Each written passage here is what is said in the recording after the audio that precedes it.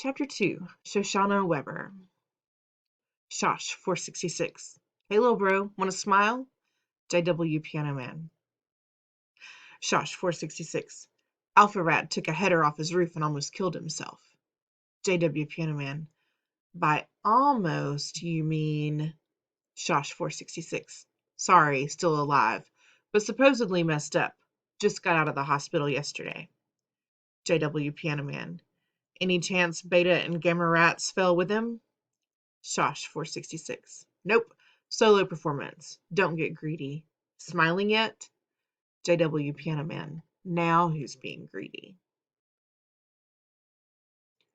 I exit messages and call Joel because I'm worried about him. I always worry about him. He's my younger brother, 14 minutes younger anyway. But if the thought of Chase Ambrose falling off his stupid roof onto his stupid head doesn't bring a smile to Joel's lips, then something is seriously wrong. Besides the usual, I mean. Hey, he answers. Even in that single syllable, I can pick up the discouraged tone in his voice. He's angry and homesick, and who can blame him? It's not like going away to boarding school was his first choice, or even his 20th. Is Melton getting any better? I ask, almost afraid to hear the answer. That's Melton Prep and Musical Conservatory in New Britain, Connecticut. What can I tell you? It's exile. I don't argue with him. How can I? Joel's a talented musician who belongs in a place like Melton, but that doesn't change the fact that he'd still be at home starting 8th grade at Hiawassee if it weren't for what happened. How are the other kids? Okay, he replies without much enthusiasm. All losers, just like me. I'm probably not going to get picked on if that's what you mean. There are no pickers here, only pickies. That bugs me. You're not losers. You're there because you're winners. You have talent. There's a reason why I can't live in my own town, and it has nothing to do with playing the piano. It's Alpha Rat, and you know it. If he fell off a skyscraper instead of his own roof, I'd be on my way home right now. I have to let that pass because it's the bitter truth. Chase Ambrose and his two disgusting friends hounded my poor brother out of town. The thought of it amazes me, even though I saw it happen. I still can't figure it out. Chase isn't Darth Vader or Voldemort. He doesn't have the Force or dark magical powers, and yet he, Aaron Huckaman, and Bear Bratsky made Joel's life so miserable that my parents had no choice but to find him a school in another town. We tried to fight it. My dad spent so much time in the principal's office that it would have made sense for him to leave a change of clothes there, but nothing could be done about the bullying. Most of the time, there was no way to prove who was doing it. A random foot tripping Joel up in a crowded hall, a shoulder rammed into his chest that sent him sprawling. Sorry, man, didn't see you. Dog poop pushed in through the vents of his locker. His clothes mysteriously disappearing from the changing room to be replaced by a rabbit suit.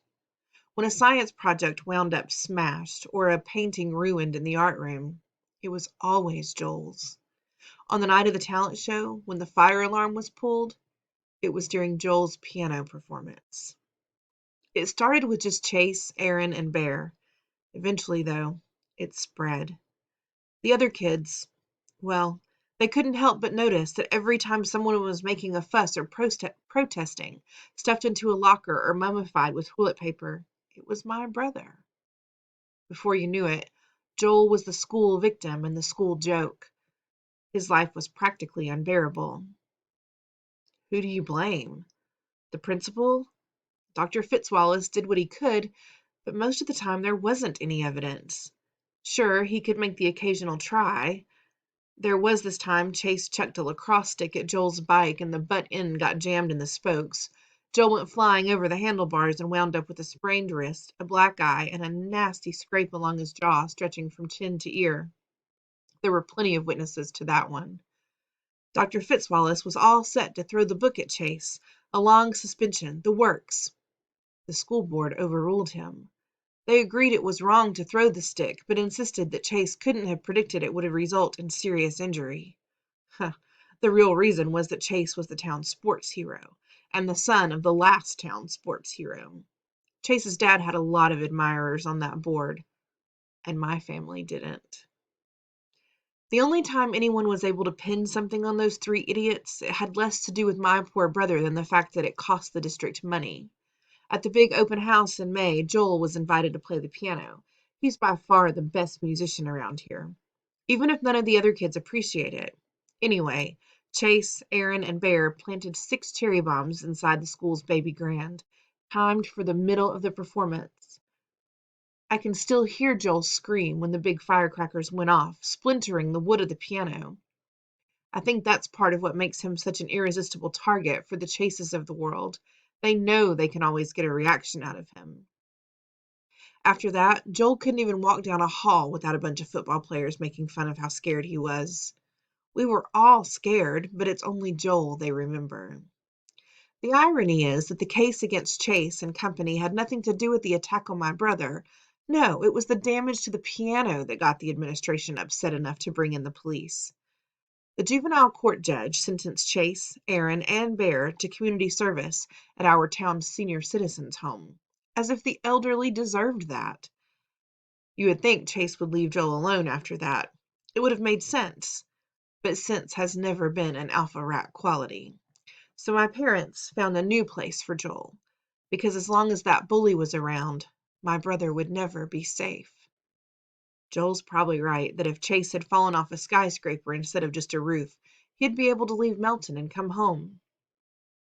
Sometimes I feel like I should be up on that tall building, pushing Chase over the side.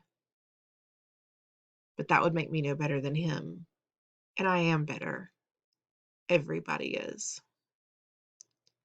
The night before the first day of school, my dad always used to take Joel and me to Heaven on Ice, which is one of those self-serve frozen yogurt places. Even though Joel and I are twins, our dessert strategies are totally opposite. I get vanilla yogurt with just a handful of chocolate sprinkles. Joel prefers a thimbleful of yogurt and 99% toppings. It's a competition to see who can load up the most weight. I don't want to go this year. Come on, Shosh, my dad wheedles. It's a tradition. All your friends will be there. Not my best friend. He gives me a sad smile. So you and Joel are best friends now? When he's home, you two fight like cats and dogs. He should be home now. I know Dad's trying to help, but I'm determined to be miserable. We've been over this a million times. This is the best thing for Joel. Whatever the reason he's there, he'll learn to love Melton for the music program. In the end, I let him talk me into going. Mom and Dad are worried enough about my brother. I don't need them stressing over me, too. It's weird to be at Heaven on Ice without Joel. I see Hugo and Mauricia, and the first question they ask is how Joel's doing. The way they say it, it's like he's been shipped off to the moon, not Connecticut. I don't want to deal with the whole sob story again, so I just changed the subject and asked them about camp. They both went to sleepaway this summer. Right when Hugo is telling me about his life and death struggle with a pump tent, I spot him, the jerk, the worst person in the world. Chase has a few small cuts and bruises on his face, although nothing like what I was hoping for. His left arm is in a sling, but that's about it. He's standing in front of the row of yogurt dispensers with a timid look on his face like he honestly can't decide what flavor he wants. Isn't that classic? The kid who feasted on Joel, chewed him up and spit him out. Can't make up his mind between strawberry banana and rum raisin. Too bad they don't have poison. He must feel me glaring at him because he glances up and catches my eye. He looks right through me at first, which is insulting enough. And then he does something so horrible that I can barely believe it, even from the likes of him. He casts me a shy smile. All the anger that's been building up inside me since Joel left for Melton rises to the surface like magma. Before I have a chance to think about it and stop myself, I stalk over to Chase. I get right in his face and tell him, "You have got some nerve grinning at me after what you did. You stay out of my way or you'll be sorry." I take my beautiful vanilla yogurt with chocolate sprinkles, dump it over his head, and sweep out of the store. My father's in conversation with one of the other dads and almost misses me storming past. "Done so soon?" he asks. Then he looks back inside and sees our family's arch-enemy dripping frozen yogurt and sprinkles all down his face, dabbing at himself with a soaked napkin in his one free hand. Car's around the corner, Dad mumbles, hurrying me away from heaven on ice. He's embarrassed, sure, but maybe also a little bit proud. And how do I feel? I thought there was nothing Chase could do to make me madder at him than I already am. Now I stand corrected. Every time I think about it, my blood boils a little bit hotter.